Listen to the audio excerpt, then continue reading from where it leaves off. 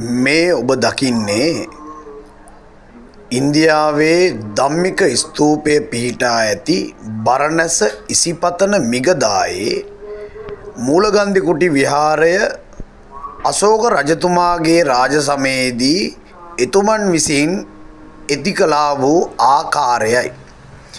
මේ රූපරාමෝලින් ඔබට පෙන්눔 කරන්නේ දකුණු දිසාව තුල මේ මූලගන්ධි කුටි විහාරයේ වැඩ වාසය කරන්නට යෙදුණු භික්ෂූන් වහන්සේලා උදෙසා නිර්මාණය කරන්නට යෙදුණු පුස්තකාලයක්. මේ පුස්තකාලය දකුණු දිසාවට යොමු වී තිබෙන්නේ.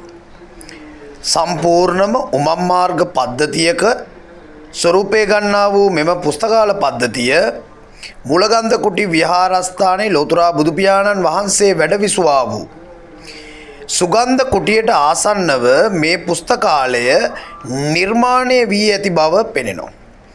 ඒ වගේම මේ පුස්තකාලයේ ස්වභාවික සීතල රැක ගැනීම උදෙසා මේ ඉන්දියානු කලාශිල්පවල වඩාත්ම භාවිතා කරන්නා වූ කළුගල් බැම්ම වටා කළුගල් බැම්මේ දෙපසට මැටි ගඩොල් අලවා සීතල එක්රැස් වන ආකාරයට පවත්වා ගැනීම ඒ අය බහුලව භාවිතා කරන්නට යෙදුණු කලාශිල්පමය ක්‍රමයක්.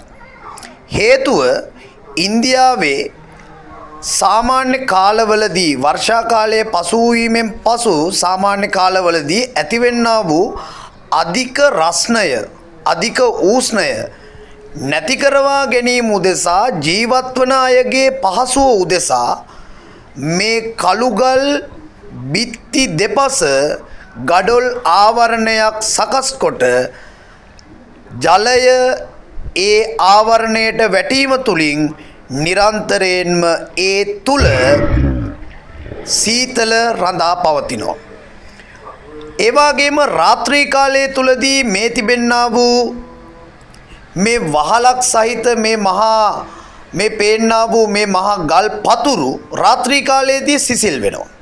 සිසිල් වීමෙන් පසු ස්වභාවික සිසිලන කරන පද්ධතියක් මේ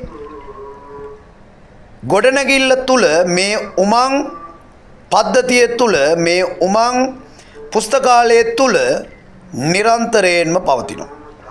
එනිසා මේ වාස්තු විද්‍යාඥයන් පුරාවිද්‍යාඥයන් පවා පෙන්වා දෙන්නේ ඒ කල සිටියා වූ මහා සංඝරත්නය පුස්තකාලයක් වශයෙන් එවාගේම තල්පත් ආදී දේවල් එවාගේම සන්නස් ආදී දේවල් සියල්ලක්ම ආරක්ෂා කොට තබා ගැනීම උදෙසා නිර්මාණය කරන ලද අශෝක රජතුමා විසින් නිර්මාණය කරන ලද ඒ උමං පුස්තකාල පද්ධතියකුයි මේ මූලගන්ධ කුටි විහාරය ආසන්නයේ මේ විහාර සංකීර්ණය තුල ධම්මික ස්තූපයේ ඉදිරියෙන් මේ ඔබට පෙන්눔 කරන්නේ.